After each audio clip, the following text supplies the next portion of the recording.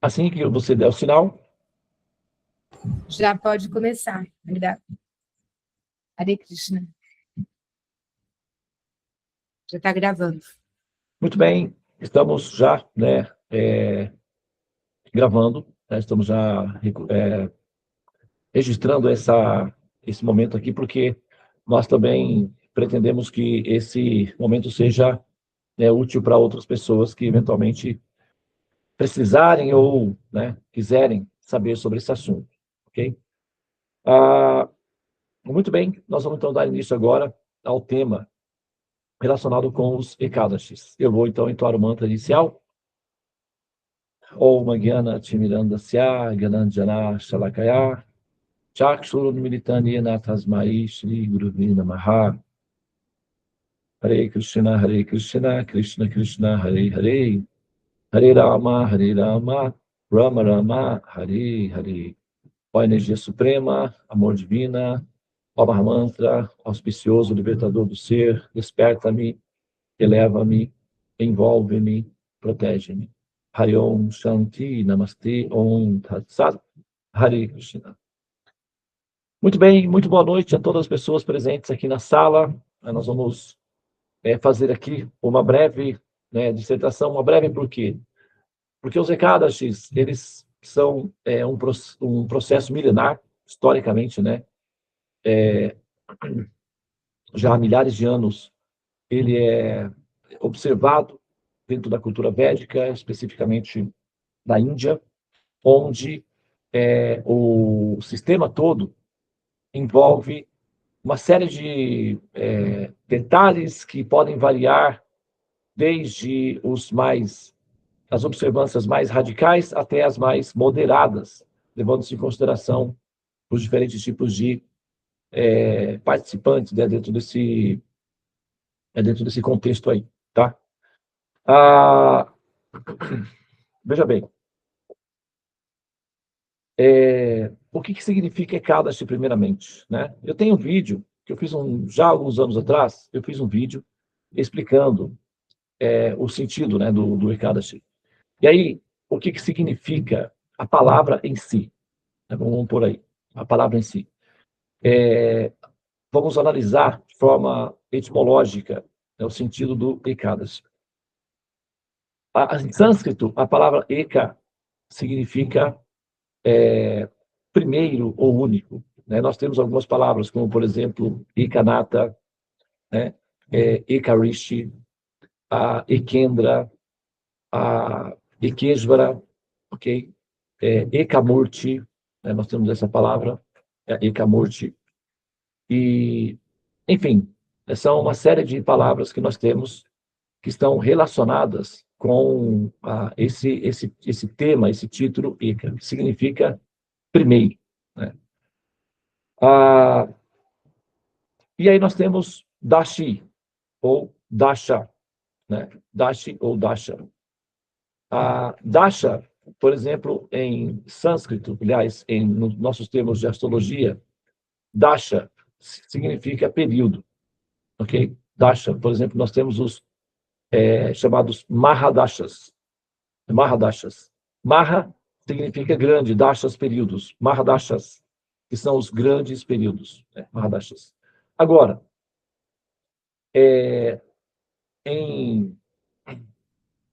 na Ayurveda, doshas, que são partes. Né? Doshas, dashas, que são partes. Dashas, períodos, doshas, partes. Né? Ou compartimentos, né? Ou seções, então, doshas, dashas. E dashi, que significa também que é um dasha menor, né? Um dashinha, seria um período, pequeno período, também conhecido como muhurta, né? Pode se chamar de muhurta.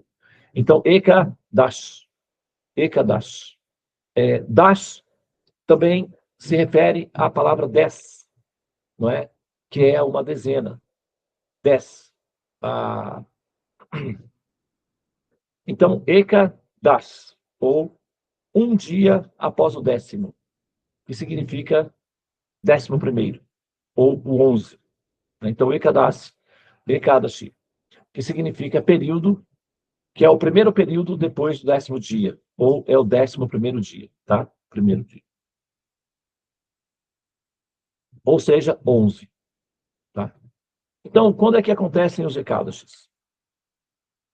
É o 11º dia, sempre acontece no 11º dia, após ou a Sukla Paksha, que significa, Sukla significa brilhante, Paksha significa parte ou lua, né, ou momento. Então, Sukla Paksha, que significa lua brilhante, e Krishna Paksha, que significa a lua minguante, ou a lua escura.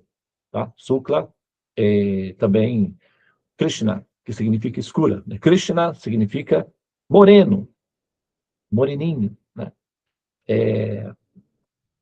E Krishna também significa escuro. Então, Krishna Paksha ou Sukla Paksha, que são as fases da lua. Então, sempre que acontece o 11º dia após a lua cheia e o 11º dia após a lua nova, acontece o que é chamado de Ekadashi. Tá? Bom, mas, Devananda, 11º dia é um número muito aleatório, né? 11 é um número muito aleatório, né? Por que 11? De onde é que você tirou? Se fosse o 3, né, que tem o símbolo do Om, ou se fosse o 12, que significa um ciclo do zodíaco, aí até tudo bem, né? Mas 11 é muito aleatório demais. Então, qual é a função disso daí? Olha só, os mestres, tá? A, todo o sistema, toda a cultura védica, ela é formada ela é montada, ela é gerida, ou ela é planejada para emancipar as almas, ou educar as almas, estimular as almas ou as consciências, que são os sensores de realidade, né? O que nós chamamos de consciência, alma, são um princípio que é o equivalente de um sensor de realidade. O que significa isso? Esse princípio, esse fenômeno, tá? Ele sente, percebe e reage às interferências externas. E também interage com outros sensores que também produzem estímulos dentro do campo. O campo é a criação. Chama-se Mahatattva. Maha, que significa verdade. Tattva, aliás, Maha, que significa grande. Tattva, que significa verdade. Então, Mahatattva é o que se chama de criação. Aí você pode incluir, sabe, os multiversos, esse universo, a criação toda, o que você conseguir imaginar na sua mente. Até onde a sua mente for capaz de ir, isso é o Mahatattva. A mente, ela é mais rápida, evidentemente, que a velocidade da luz, ok? A luz demora, vamos dizer, de Andrômeda para cá, 4 milhões de anos-luz, para chegar até a nossa galáxia, que é a luz de Andrômeda, que é a galáxia mais próxima. Então, a luz para sair de lá e chegar até aqui, nas nossas retinas, dura 4 milhões de anos-luz, tá? E a luz que sai do Sol demora 8 minutos para atravessar, né, o espaço sideral e chegar até a nossa retina, 8 minutos. Então, isso é uma defasagem de 8 minutos, 4 milhões de anos-luz, 600 milhões de anos, enfim.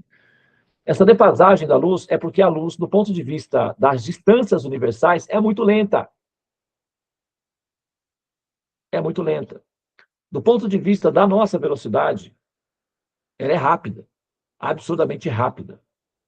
Do ponto de vista das distâncias universais, ela é lenta, absurdamente lenta. Tá? Então, não dá para cruzar distâncias universais com base na velocidade da luz, porque isso é imprático, devido às distâncias universais. Agora, a mente não. A mente viaja mais rápido. Por exemplo, você pensa em Andrômeda, a sua mente já está lá. É bem mais rápido que 4 milhões de anos-luz. A mente viaja muito mais rápido. Agora você pega a mente, pode usar a tua mente, tá? Ela está disponível para isso. Imagina até onde a sua mente vai nos confins do universo. até onde ela conseguir ir, isso chama-se Mahatattva. Quando ela colapsar, ou seja, quando com a sua mente você não conseguir ir adiante, para além, o que você vai ver? Um escuro infinito.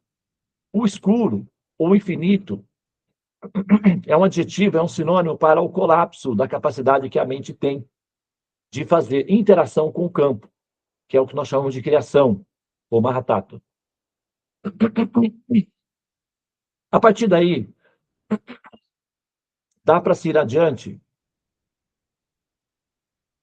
com matemática, aliás, com a inteligência, tá? Com a inteligência. Então, você pode inteligir o que tem para além das dimensões que a mente é capaz de pensar.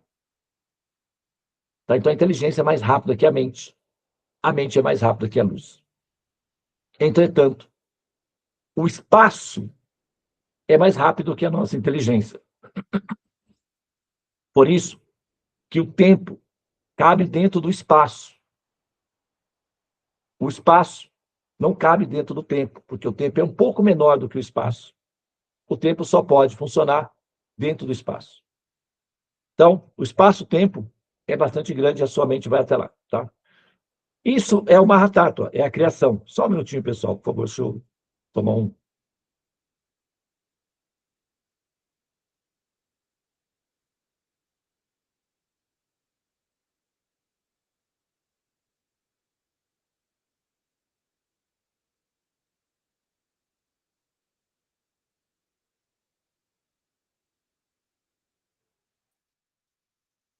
Muito bem. Prosseguindo,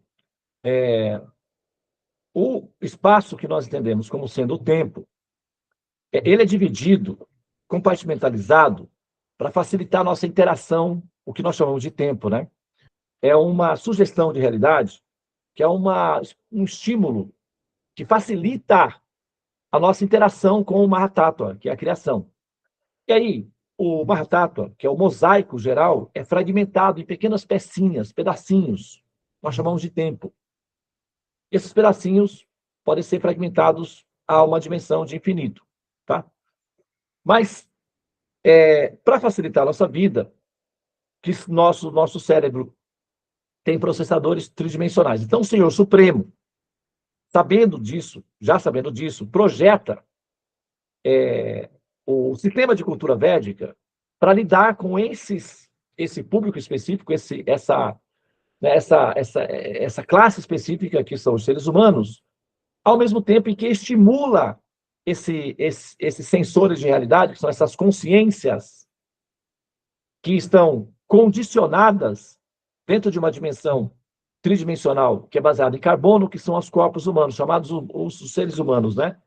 Na cultura védica, ela é projetada para estimular esse sensor de realidade que pensa ser humano a deixar de pensá-lo e a pensar a si mesmo como ser transcendente, habitantes do céu. Esse é o propósito. Eventualmente, alguns representantes do governo vêm e informam: criatura, ó criatura, interessa-te pelos conhecimentos. Conhecereis a verdade vos libertará. Eventualmente, alguns representantes do governo se apresenta e informa os habitantes do céu caídos na condição humana para que eles entendam que não são seres humanos, são seres transcendentes à humanidade e que para livrarem-se da humanidade é preciso, olha só, que contradição só a guerra faz o nosso amor em paz. Amá-la por compaixão. Assim que você a ama por compaixão, finalmente você consegue se livrar dela para sempre e ascende aos céus. E o seu desejo de libertar-se da humanidade será realizado dessa forma, através da compaixão. Agora, a compaixão é um negócio meio complicado, hein? Porque o ser humano, dá vontade de... se dá. Que vontade que dá. Fica, fica na vontade. Fica na vontade. E assim, isso é entre nós. Daqui para lá, de lá para cá, é um rebu. Né? Agora, aqueles que conseguem controlar essa vontade são chamados vãos. Aqueles que não controlam são chamados ruins. Aqueles que são violentos, né? Que são maus. Esses daí, às vezes, ficam aprisionados, tal, aquela coisa toda. Agora,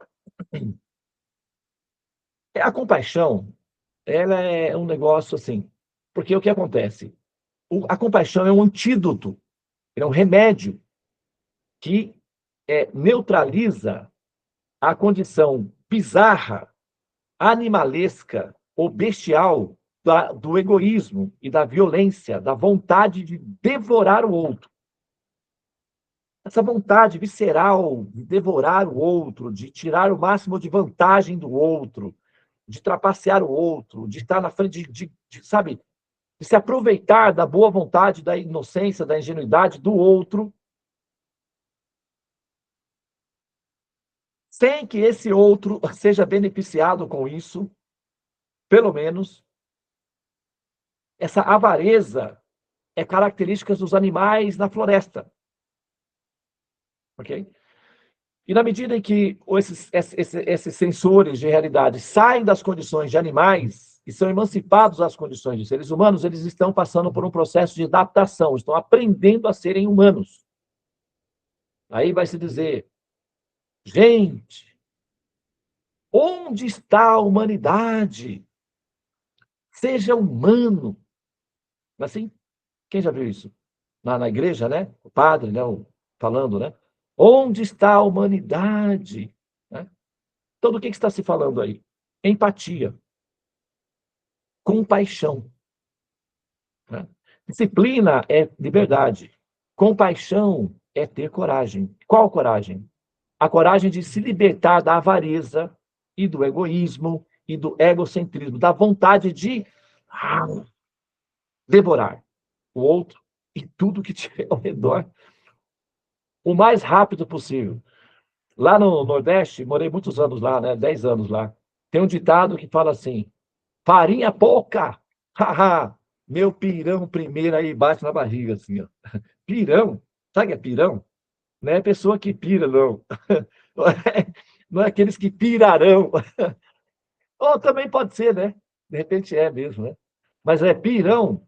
Você pega farinha, mistura lá com os negócios lá, com uns pedaços de pé de galinha, sei lá o quê, umas carnes lá, uns legumes, umas abobrinhas. Aí vai misturando tudo. E aí, ó, manda ver. É uma comida muito, assim, consistente. O pessoal come, fica muito forte. Pirão.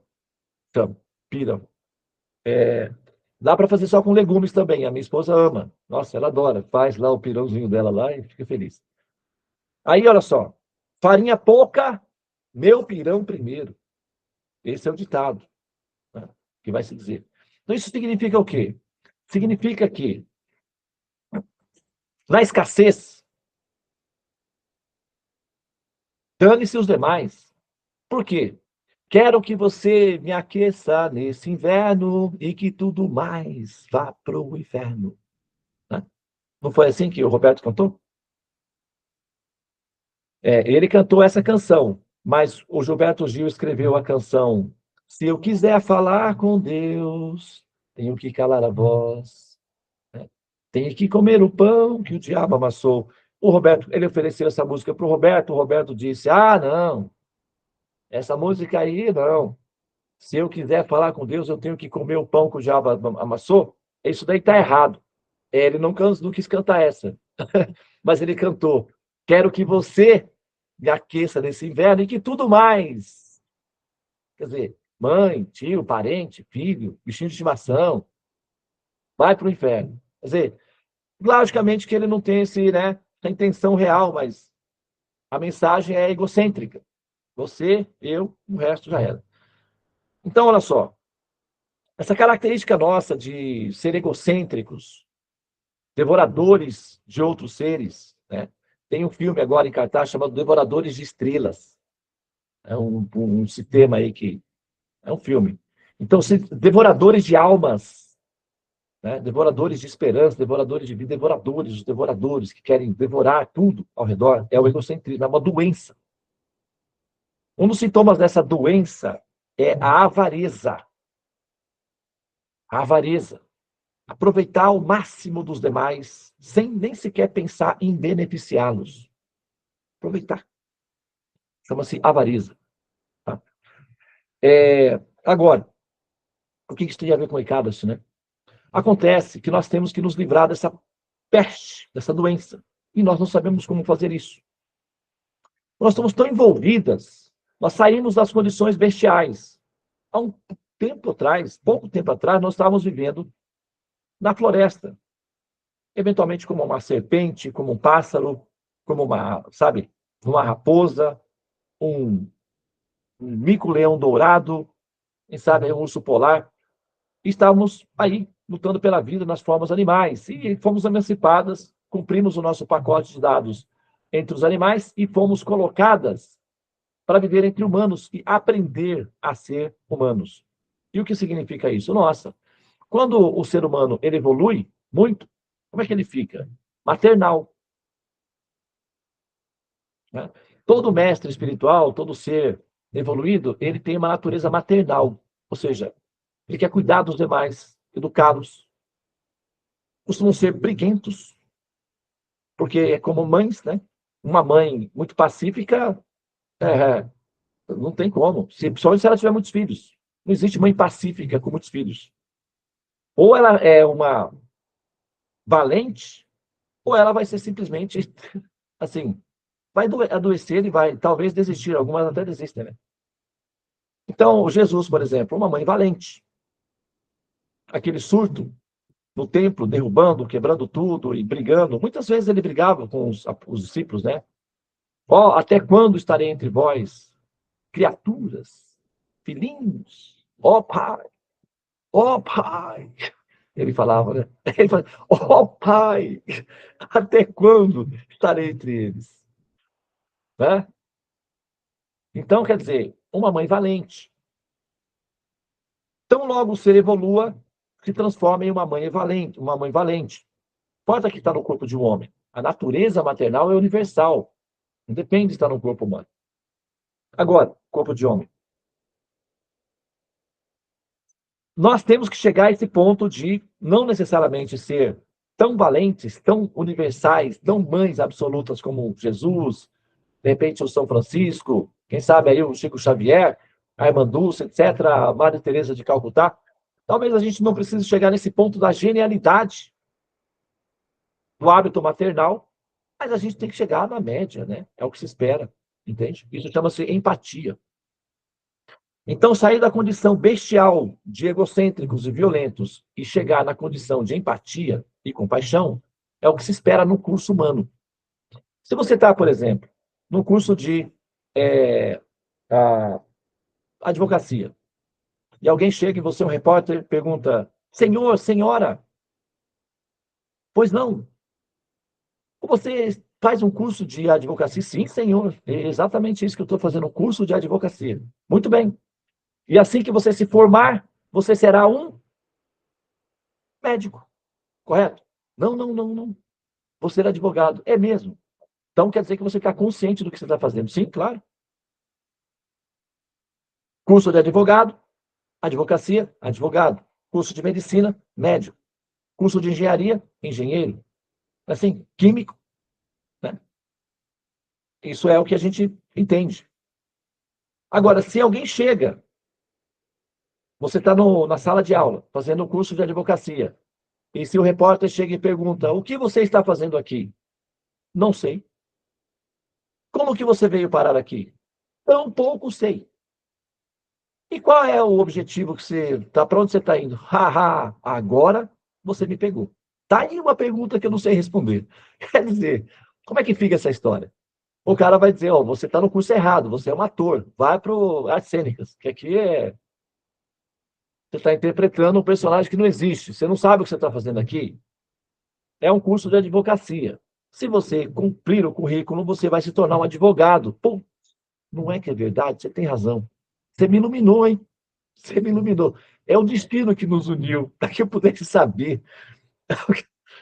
Não é, isso é, o que que é isso? É uma caricatura?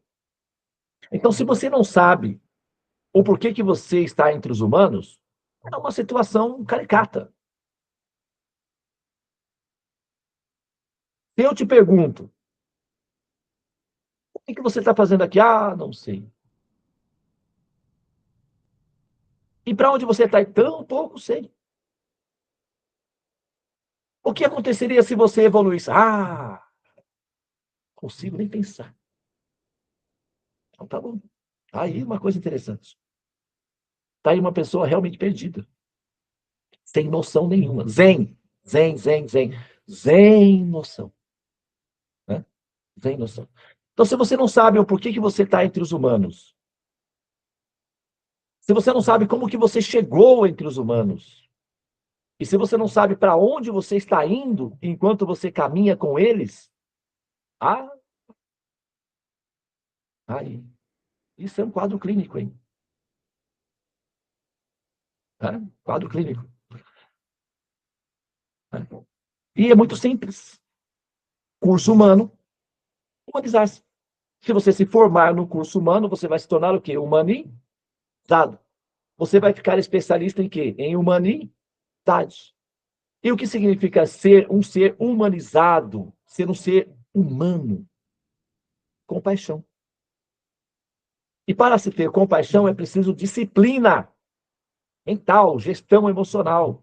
Compaixão não é uma coisa que você sente. Ah, sinto compaixão. Isso é balela. Isso é conversa furada. Isso é adoração própria. Compaixão é disciplina. Disciplina é liberdade. Compaixão é ter coragem de vencer esse egocentrismo, essa letargia, sabe? Essa vivência hermética, individualizada, singularizada, só para si.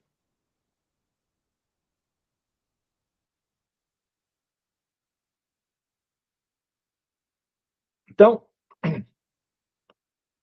ser um ser humano é humanizar-se, ter compaixão. A parte inicial da compaixão é a empatia. A compaixão é o fruto maduro. A empatia é apenas a flor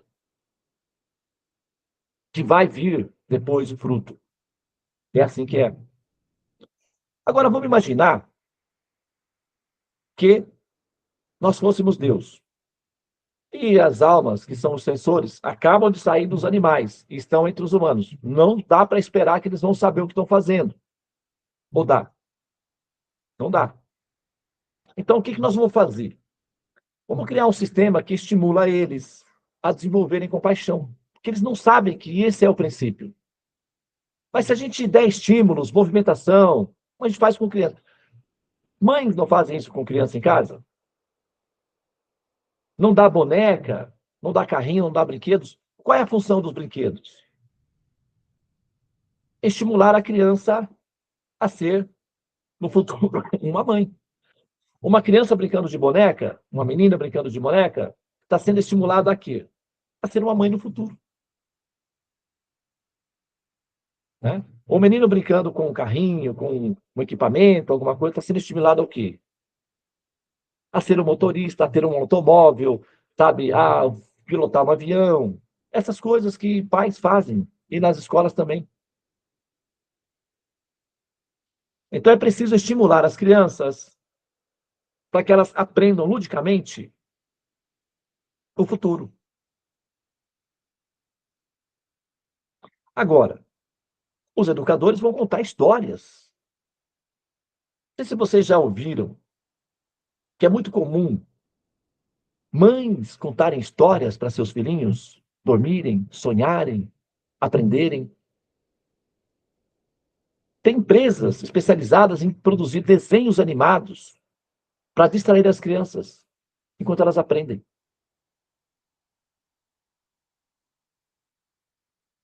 Esse mesmo sistema é utilizado de maneira em escala metafísica. São criadas histórias. Ah, mas Devananda, olha aí, ó, eu bem que desconfiava. Então é tudo história. Ah, olha, eu já, até que me fala, eu não quis acreditar, mas agora você está falando, são histórias, então, não é verdade? Ou então outros poderão dizer, olha, eu dizia, cuidado com esse Devananda aí, ele fala muita coisa estranha, olha aí, já está dizendo agora que são histórias.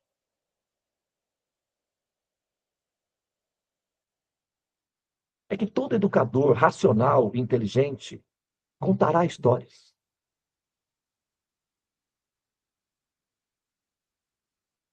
Porque educar crianças, você só consegue com metáforas. Educar adultos, você só consegue com mitologia. São metáforas para adultos. Então, agora, uma história não significa que não seja verdade. Ela pode até não ser real, mas não ser real não é sinônimo de inverdade. Uma história pode não ser real e, ao mesmo tempo, verdadeira. Então, prova isso, Devananda, porque essa fala é muito paradoxal, né? Como pode ser uma coisa irreal e verdadeira ao mesmo tempo? Muito bem. Vocês já ouviram falar no mito da cegonha? Quem conhece o mito da cegonha?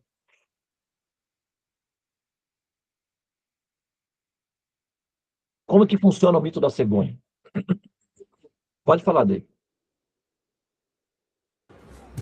O mito da cegonha, ele é real e não real. Ele é uma cegonha que carrega, né, o bebê, e ele chega até uma casa, bate a porta e é a mãe, né, que abre a porta para receber o bebê. E então é uma metáfora que a cegonha representa o órgão sexual feminino, masculino, né, o bico. O mito da cegonha, o mito da cegonha é uma metáfora da, da reprodução humana. E esses detalhes que você mencionou descrevem a metáfora nos detalhes, nas singularidades das partes que envolvem o mito.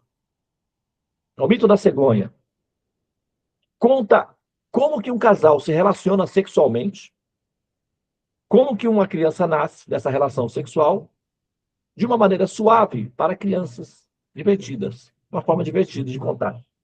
O mito da cegonha consiste no fato de que uma cegonha, que é um pássaro com um bico comprido, então tem uma função fálica. Para quem não sabe, essa palavra fálica tem a ver com, né, falo, que significa copulação, sexualidade, né, interação sexual, sexo em si.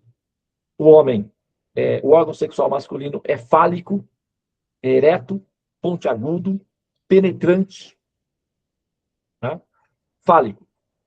O bico da cegonha representa um órgão sexual masculino ereto, predisposto à ereção. Ok? Um pássaro, um animal que voa, é muito comum na psicologia freudiana a explicação de que pessoas que sonham voando é um prelúdio de relacionamento sexual ou desejo de uma experiência sexual libertadora. Um pássaro que voa, carregando uma sacolinha com o bebê dentro. Essa sacolinha é claramente o testículo masculino, onde são preservados os bebês. É o útero masculino, que é uma função de nanotecnologia capaz de preservar em condições saudáveis aproximadamente 500 milhões de bebezinhos. Okay? É o testículo masculino, é o primeiro útero. E, então, esse objeto fálico vai voando, né, alegrezinho, pelas nuvens, as aventuras da vida. E encontrar um local apropriado para desovar os seus ovinhos. E, de repente, ele identifica uma casa. Ele vai até essa casa, a cegonha, né? Bate na porta. Quem abre a porta? A vovó. É uma família, né? Ah, não, não foi a vovó, desculpa. Foi o papai. Também não foi o papai. A tia, parente que teve visitar, a mãe. Justamente a mãe. Por que a mãe? A porta é a entrada do órgão sexual feminino, que se abre para receber os ovinhos. dentro. A mamãe abre a porta, o equivalente de uma mulher se abrindo para receber o homem. Então ela pega, coleta a sacolinha e leva para o interior da casa, ou seja, é o órgão sexual feminino recolhendo os ovinhos ou as sementinhas, que vai então crescer dentro da casa, ou seja, dentro do útero da mamãe. Então, o mito da cegonha conta como funciona uma relação sexual para uma criança. A criança aprende, entende, se diverte e não é ofensivo. Então, o mito da cegonha é real. É real. Ele acontece de fato. As pessoas têm relações sexuais, as crianças nascem dessa interação. Isso é real. Agora, a história verdadeira não é. Então, não é verdade, não. Mas é real. Assim funcionam os mitos. Um mito não precisa ser verdade. Ele só precisa ser real para ser funcional. Ok? Agora,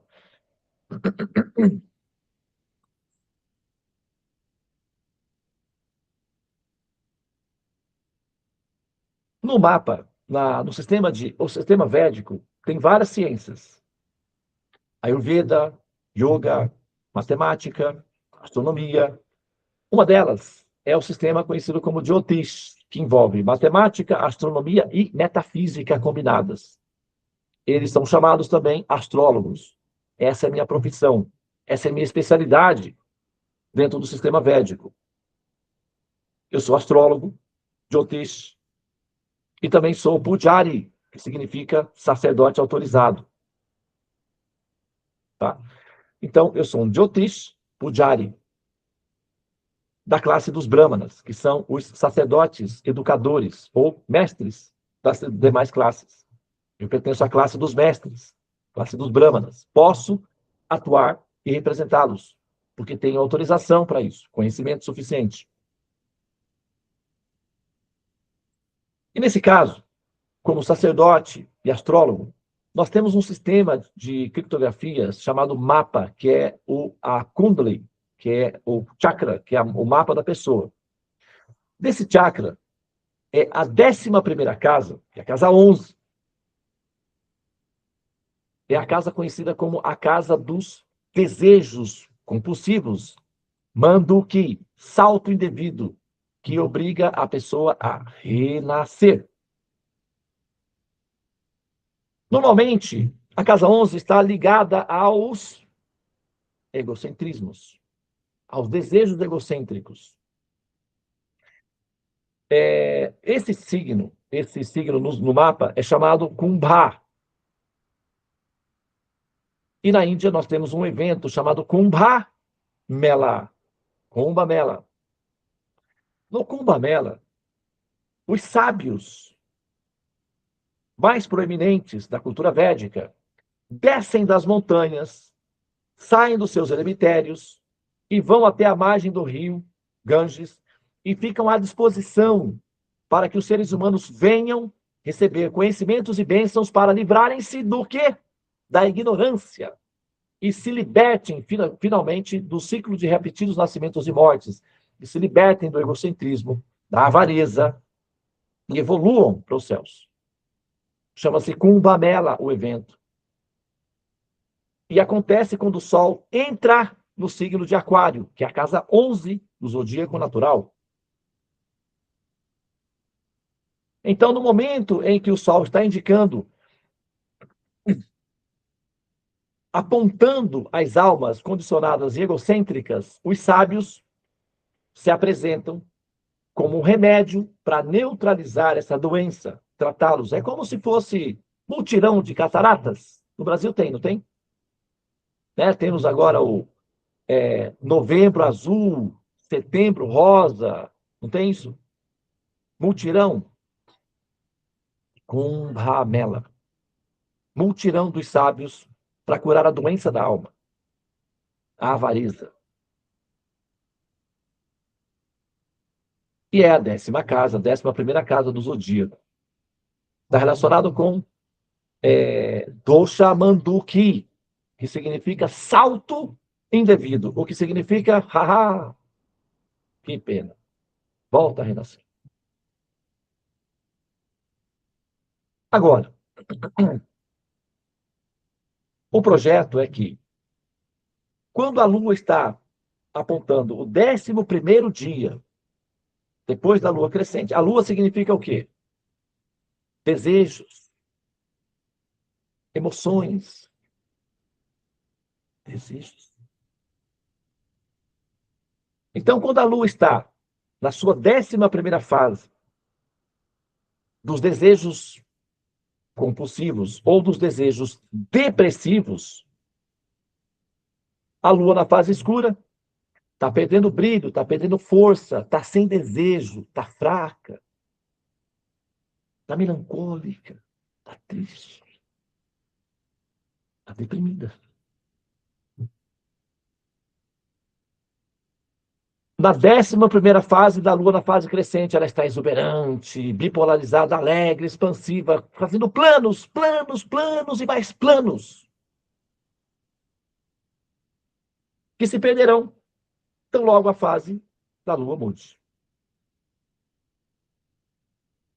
Nós temos na Terra, é o único planeta no sistema solar inteiro que tem apenas uma Lua. Não sei se vocês sabiam disso. E a nossa Lua, ela é do tamanho perfeito para calibrar o movimento da Terra, para gerar as estações, que é o que permite a vida. E a nossa Lua, ela é bifásica. Ela é bipolar. Tá? Ela tem duas polaridades: crescente, minguante, brilhante, escuro. Os seres humanos, nativos da Terra, são controlados pela Lua e são explicados pela Lua. A Lua representa as emoções. Devananda, isso é esotérico. Não, não. É científico. Na fase da Lua crescente, aumentam o número de crimes passionais. As pessoas se suicidam com muito mais facilidade. E as árvores, as plantas, estão cheios de águas e dando com energia para reproduzir alimentos, que são comidos pelos seres humanos. Os seres humanos comem porque a Lua, por força gravitacional, puxa as águas do lençol freático e leva elas até as raízes. E por osmose, puxa também para os topos das árvores. É assim que a folhinha lá em cima bebe água. Como é que pode, né? Nas plantas, a água vai por antigravidade. Normalmente a água vai para a gravidade abaixo, mas nas plantas ela sobe por um sistema chamado osmose. E isso é responsabilidade da Lua.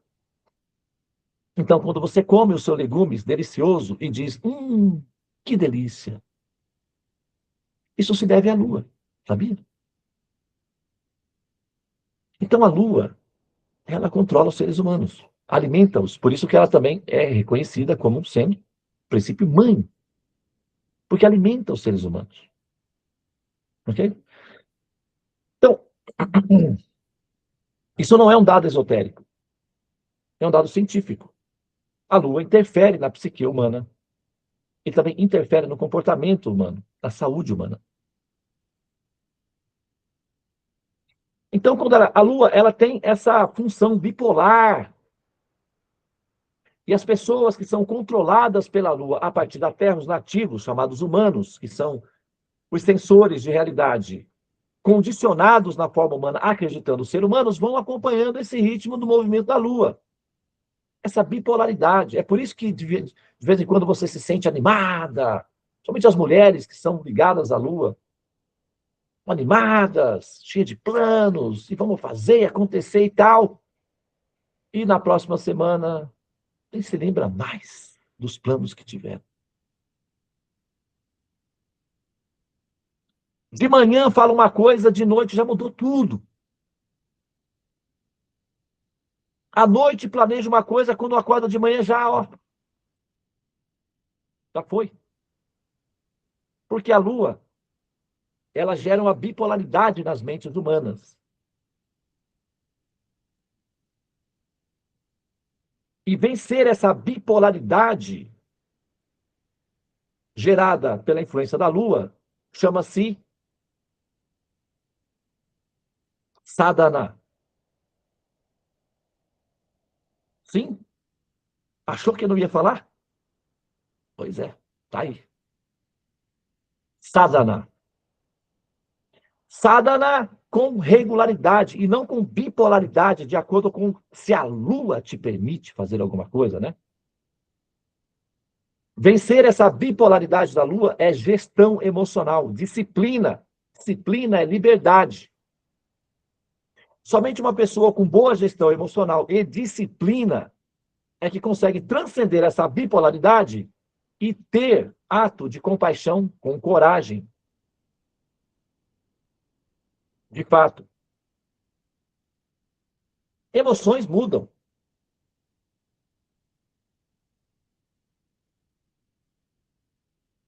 Entende? Então, as emoções mudam. Agora, imagina que esse Senhor Supremo, que é o controlador de todas as criaturas, já sabendo dessa dificuldade técnica, cria um sistema para que essas mentes condicionadas e adoecidas devido à avareza, ao condicionamento e pressionadas por essa bipolaridade consigam, através de estímulos, superarem isso. Então, é colocado no 11º dia da Lua, que representa a 11ª casa do mapa, os desejos compulsivos ou superdepressivos ou destrutivos, para que essa pessoa observe o quê? Jejum. Para que essa pessoa faça orações, meditação, peregrinação. Então ela vai sair da sua condição, do seu modus operandi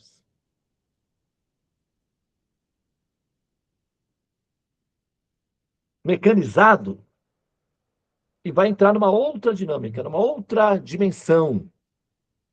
Ela vai pensar, ela vai observar jejum, ela vai cuidar dos detalhes, não pode comer esse grão, não pode comer aquele. Esse, pelo amor de menina, não come esse, porque esse quebra. E vai, o horário, tem que ter o horário, a métrica. Então, toda a logística é para envolver uma mente fora de um mecanismo automático, para que ela consiga, pelo menos uma vez a cada 15 dias, escapar da bipolaridade exercida pela Lua, que é a mente, ou os desejos. Agora, que história será contada para convencê-los, ou para convencer as almas disso? Vai depender muito da arte dos contadores, ou dos mestres. Como é que nós conseguimos criar o mito da cegonha? Não faço a menor ideia, mas foi encantador, foi genial. O mito da cegonha é simplesmente perfeito para explicar uma relação sexual para uma criança. Tá de parabéns. Não sei quem foi que inventou, mas ó, tiro o meu chapéu. Agora, as histórias do Ekadashi, os eventos que envolvem os Ekadashis, envolvem a nossa mente, envolve a nossa emoção, envolve o nosso instinto, envolve a nossa espiritualidade. Nós ouvimos os eventos que envolvem os eventos relacionados com Ekadashi, que o santo fez isso e chamou a filha, e chamou o mestre que veio de longe, e o animal que foi sacrificado, sabe? Todo esse mecanismo que é explicado em cada uma das histórias do Ekadashi tem uma função didática. Estimular a mente dos seguidores da cultura védica para saírem da bipolaridade exercida pela Lua. E pensarem para além dos seus corpos, para além do farinha pouca, meu pirão, primeiro, na humanidade. Porque quando você jejua, Você está liberando para que outras pessoas que não têm comida possam ter. É um ato de caridade. É altruísmo. Para quem pratica, vai pensar: estou me purificando, me elevando, estou participando da minha religião de maneira correta, me sinto correto, estou fazendo uma coisa boa, praticando a minha religião, me purificando, evoluindo, sabe? Fazendo a coisa certa. E está certo? Está correto? A maneira correta de pensar é assim mesmo. Entretanto, o que está em andamento é a sua libertação da avareza, que é a doença que te mata todas as vezes que você nasce como ser humano. Ao jejuar, você pratica caridade, altruísmo para o restante da humanidade. O ato de ser vegetariano e não comer carne é altruísta, compaixão pelos animais. Não comer os grãos nos dias de Ekadashi é compaixão aos seres humanos.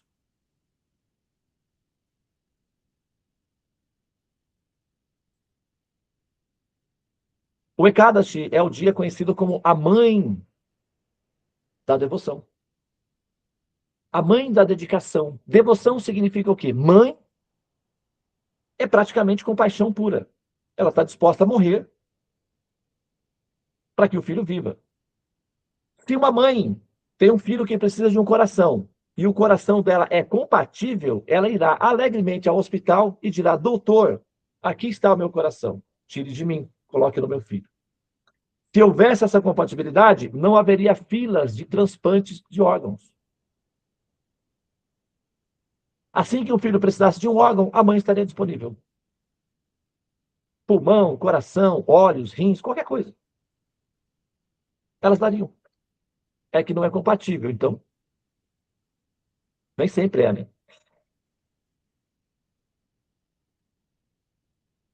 Compaixão. Não foi o que Jesus disse? O bom pastor dará a vida pelas suas ovelhas?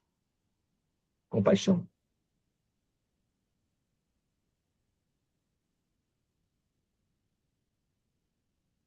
Devoção. Mãe. Ekadashi, a mãe da devoção, é um estímulo para que você desenvolva compaixão e liberte-se da doença, que é a avareza. Essa é a função do Ekadashi.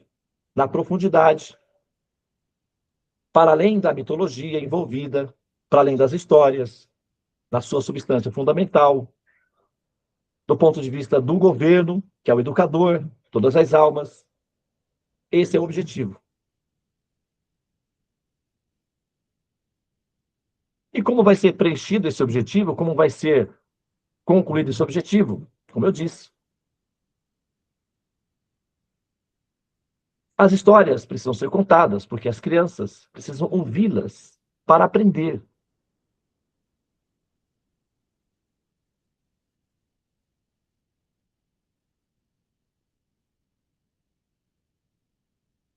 Chama-se Puranas. Okay?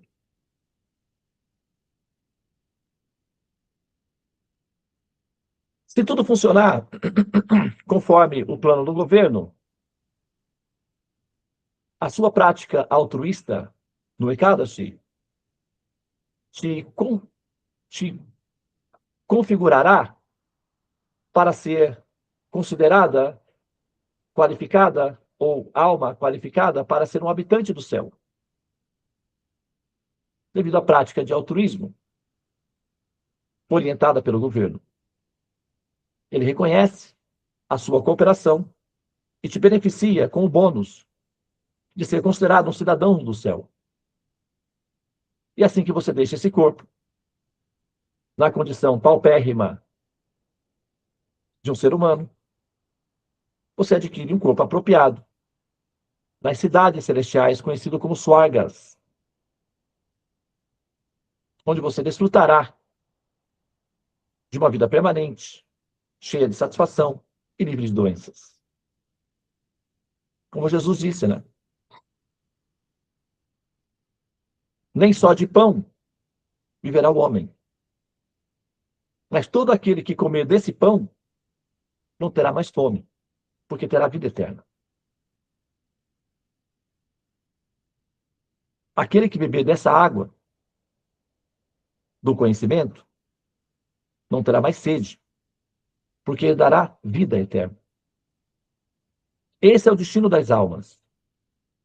Viverem em ambientes eternos. E o que fazem esses representantes? Estimulam essas almas, que são sensores de realidade, a se interessarem pelos conhecimentos. Interessa-te, criatura, pelos conhecimentos. Por quê? Conhecendo a verdade, ela te liberta. Do quê? Do egocentrismo, da avareza, da violência, da bestialidade dos animais, devoradores entre si.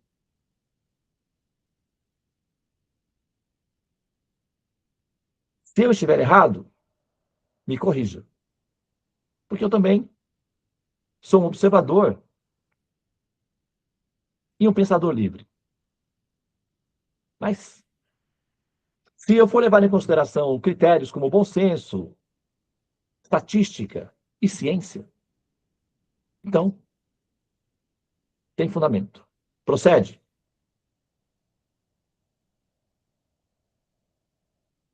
Muito bem. Então, eu vou pausar aqui, vou abrir a palavra, vou abrir a minha voz para quem quiser utilizá-la e fazer perguntas ou comentários.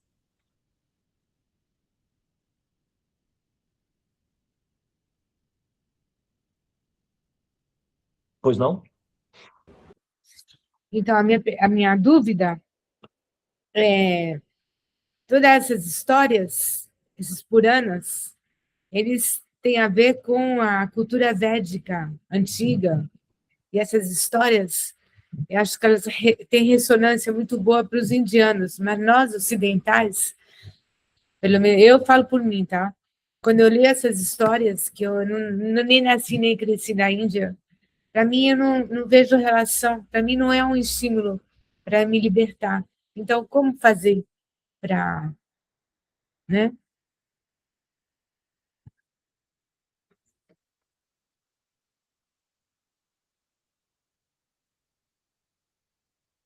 Quer dizer, Garoto, é. pode falar. Conclui. Não, tá assim, para terminar minha pergunta. Eu entendo o objetivo do Ekadashi, se explicou muito bem, né, a filosofia por trás, e para mim isso é suficiente. Será que preciso também das histórias? Ou isso é para crianças, tipo, adultos? Olha, as histórias são sempre para as crianças, né?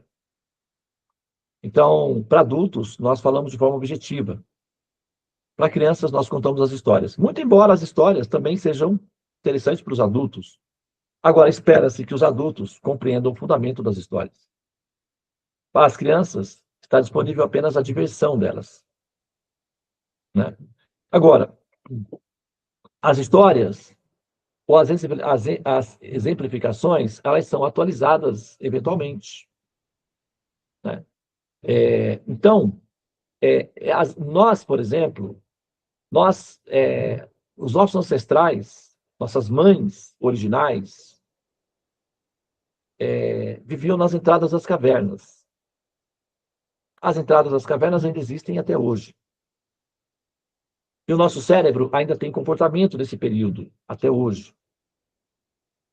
Então, nós não negamos a função da vida nas entradas das cavernas e como elas nos influenciam até hoje. Essas histórias, elas foram criadas pelos sábios, ou elas foram emanadas da mente dos rishis, representantes do Senhor Supremo, eventualmente faladas até mesmo diretamente pela própria pessoa suprema, ou Paramatma, com uma função didática específica. E nós não vamos alterar essa função didática. Então, o que nós faremos, ou o que nós devemos fazer, é explicar as histórias com base nessa orientação para adultos, que é o que nós vamos fazer a partir de agora. Como você explicou no início, essa é uma aula introdutória.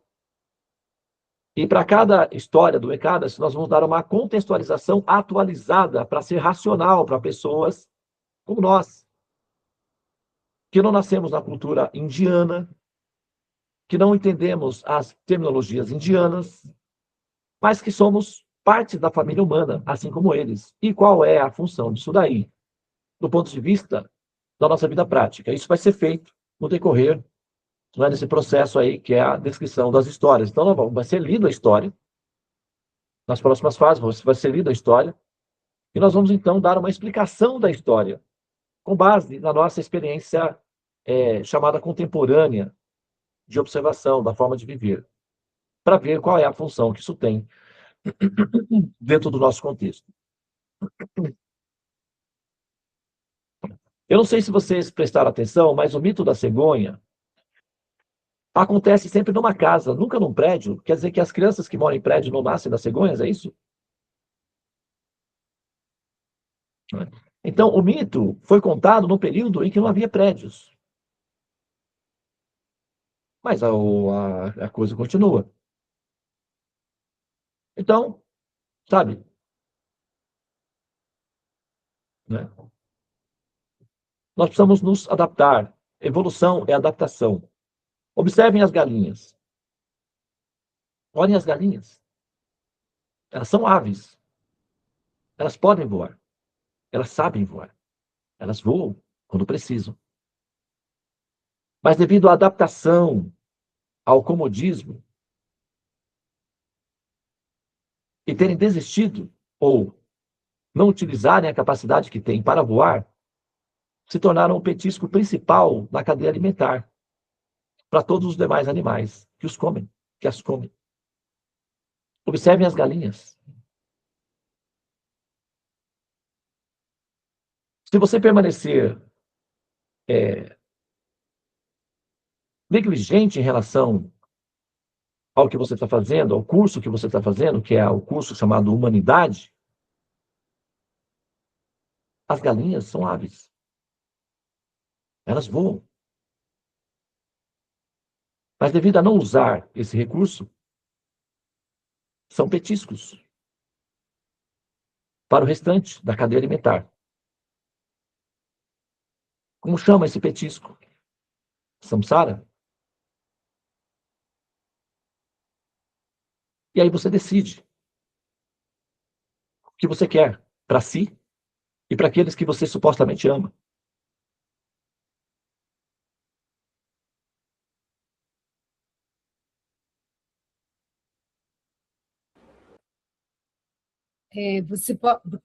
O próximo ECADAS em dezembro tem 3.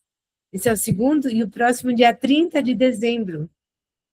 E você poderia comentar também, quando você vai contar, atualizar as histórias, se a influência da lua daquele ECADAS, por exemplo, agora é a lua cheia, e dia 30 é a lua nova. Isso tem alguma influência no ECADAS ou não? Sempre. Os recados são variados de acordo com a influência e a configuração da é, da posição de coordenadas geográficas da Lua. Então, sim, eu sugiro até que vocês possam fazer perguntas prévias. A história do Ekadashi pode ser disponibilizada já. Tem um grupo, que é o grupo do Ekadashi, não é? Quem quiser fazer parte desse grupo aí, é só falar com a Tulasi para entrar no grupo, porque aí no grupo é administrado tudo isso daí, né? A história pode ser disponibilizada, as pessoas podem ler previamente essas histórias e fazer perguntas. Deixar por escrito, porque no dia nós, né, explicamos a história, sem necessariamente ter que lê-la durante a aula. Então, ela pode ser lida previamente. Quem se interessar, naturalmente, vai ler a história antes, né? E quem estiver muito ocupado, tiver pouquíssimo tempo, o que se pode fazer? Aguardar para que tenha. Por isso, o universo é eterno.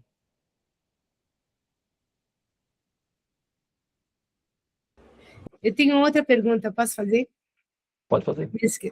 Você quer falar, Lila? Não? Tá. Só uma curiosidade, você falou que a casa 11 é a casa dos desejos. Mas como é que pode, se é uma casa antes da casa da liberação, essa casa dos desejos não deveria vir antes? Por que ela está colada antes da 12?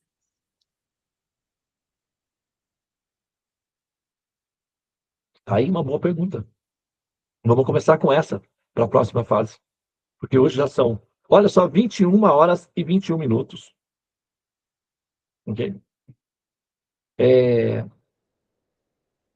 Vamos considerar isso uma orientação, né? E vamos, assim, registrar, né, essa pergunta para a nossa próxima aula. Tá bom, Ok? ok. Muito bem. Muito obrigado pela atenção de todos vocês. Namastê. Hare Krishna, Krishna Krishna, Hare Hare. Hare Rama, Rama Rama, Hare Hare. Ó energia suprema, amor divina, ó Mahamantra, auspicioso libertador do ser, desperta-me, eleva-me, envolve-me, protege-me. Hari Om Shanti, Namastê, Om Tat Sat, Hare Krishna.